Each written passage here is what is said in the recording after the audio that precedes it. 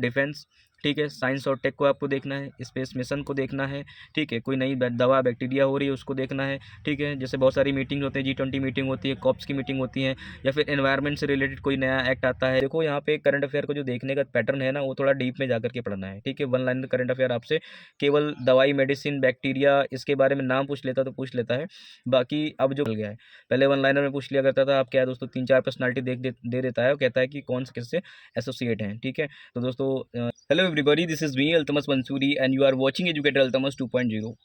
बहुत सारे लोग करंट अफेयर को लेकर के परेशान रहते हैं कि सर मैं करंट अफेयर में किन चीज़ों को फॉलो पढ़ूँ, कहाँ से पढ़ूँ, कौन सी चीज़ फॉलो करूँ जिससे कि मेरा करंट अफेयर अच्छा हो जाए। एटलीस्ट 20 से 25 क्वेश्चन तो करंट अफेयर के आते ही आते हैं, ठीक है। और करंट अफेयर के आते ही आते हैं, सिलेक्शन लेने में करंट अफेयर का भी एक मेजर रोल प्ले करता है। तो दोस्तों वैसे तो करंट अफेयर रेगुलर का बहुत ज़्यादा हो जाता है और एक बहुत ज़्यादा हेक्टिक भी हो जाता है। तो इसको मैं आपको एक चीज़ बता रहा हूँ कि जैसे कि अब अगर आप ट्रेंड एनालिसिस करेंगे तो आप उसमें पाएंगे कि जो अब आयोग है वो साइंस और टेक को लेकर के, एनवायरनमेंट को लेकर के, ठीक है, और मेडिसिन्स को लेकर के, या फिर कोई सबमिट हो रही है, या फिर कोई देश का बड़ा इनिशिएटिव है, इसको लेकर के बहुत ज़्यादा क्वेश्चन बनाता है, ठीक है। साइंस और टेक में जैसे कि कोई नई दवा खोज की गई है, कोई नई वैक्सीन बना ली गई है, ठीक है, इससे रिलेटेड क्वेश्चन आता है।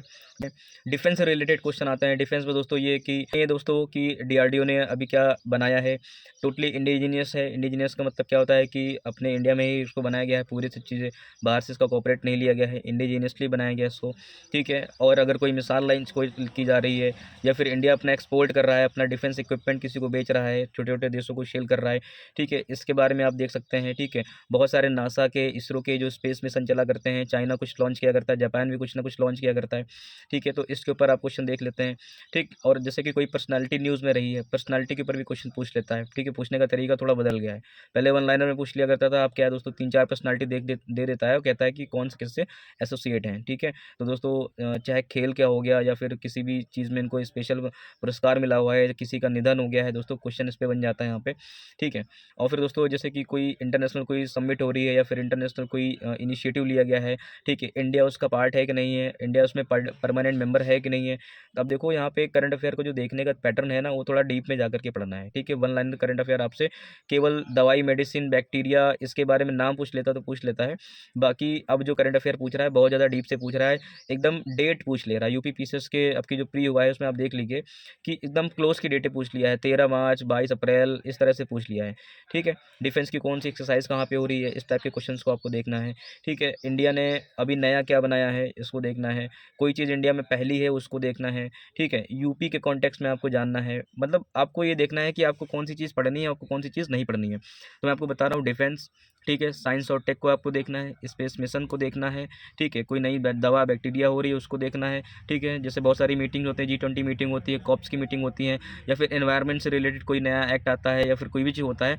ठीक है, ये देखना है। डेज पूछ लेता है कि कौन सा डे, सॉइल डे कब मनाते हैं, टाइगर डे कब मनाते हैं, ठीक है, इसके ऊपर क्वेश्चन पूछता रहता है, इनकी थीम पूछ लेता है, ठीक है। तो इस टाइप के आप क्वेश्चन देख सकते हैं, ठीक है। और साथ ही साथ आप देखेंगे दोस्तों बजट को ध्यान में रखिएगा, ठीक है। बजट के क्वेश्चंस को आप अच्छे से पढ़ के जाइए, ठीक है। और ये फॉरेस्ट जो रिपोर्ट आती है इसको आप देख करके आएंगे, ठीक है। इकोनॉमिक सर्वे होता है, आप उसको अच्छे से देख करके जाएंगे, ठीक है। और मतलब बजट को भी अच्छे से पढ़ के जाना है, बजट में कौन कौन सी स्कीम कवर की गई हैं आपको ये देख करके जाना है, ठीक है।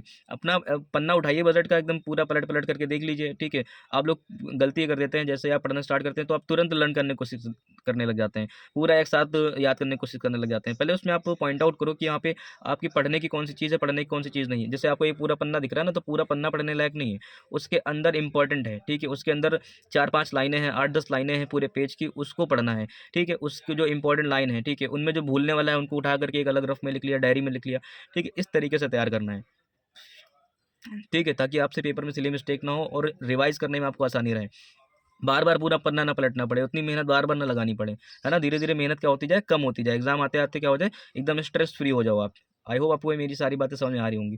तो जितने भी चीज़ें मैंने बताई हैं, ठीक है, अभी लास्ट 6 मंथ को आप ज़्यादा प्रायोरिटी दो, लास्ट 6 मंथ के जितना भी ये करंट अफेयर है, ठीक है, इससे रिलेटेड वाला क्वेश्चन आप इनको अच्छे से ध्यान करके जाएंगे, ठीक है। और जो 2014 से लेकर के अब तक की जितनी भी स्कीम्स आई हैं, ठीक है, उनकी आप एक क्रोनोलॉजी बना लो, लाइन से बना लो, और उनकी डेट बना लो, और वो किस किस से रिलेटेड है, और उन्हीं में से कोई सी नई जो पुरानी स्कीमें हैं उन्हीं को फिर से लॉन्च किया जाता है, जैसे नया बजट पारित होता है उन्हीं को रिवाइव कर दिया जाता है दोस्तों, उसको भी देख के जाना है आपको, ठीक है। तो दोस्तों आई होप आपको ये सारी चीज़ें समझ समझ में आई होंगी, तो प्लीज़ आप इन चीज़ों को प्रायोरिटी बना करके तैयार करना चालू कीजिए। ठीक है दोस्तों, जल्दी मिलता हूँ आपको और ज़्यादा अच्छे फैक्ट और टॉपिक के साथ में। Thank you so much for watching this video. और हाँ, अगर आप चैनल पर नए हो तो प्लीज़ सब्सक्राइब करना ना भूलें। Thank you so much for watching this video.